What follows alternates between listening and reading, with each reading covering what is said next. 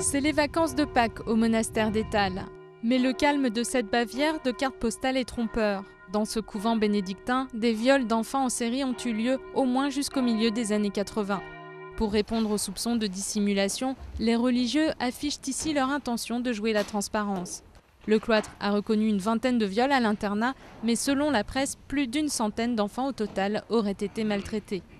Des cas plus récents font l'objet d'enquêtes judiciaires et un moine qui s'occupait du club de randonnée a reconnu qu'il consultait des images pédophiles sur ordinateur.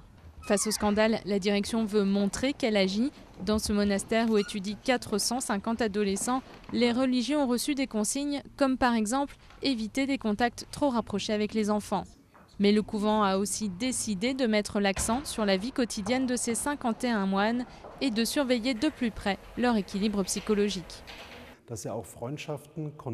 Qu'il y ait des contacts, des amitiés avec des personnes en dehors du cloître, c'est important pour l'équilibre de l'âme d'un moine, pour qu'il n'y ait pas des dérapages qui puissent conduire à des abus. Pour recueillir les témoignages de victimes, le couvent d'Étal a mis en place des interlocuteurs. Les représentants des victimes insistent pour laisser d'abord la justice jouer son rôle en toute indépendance. Naturellement, les cas les plus récents doivent être transmis au procureur. C'est très clair car l'Église n'est pas un État dans l'État.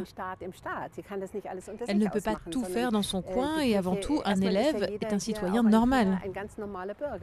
Problème, les cas les plus graves reconnus à Étal, notamment les viols, se sont déroulés avant 1985 et la prescription paralyse la justice pour l'indemnisation des victimes.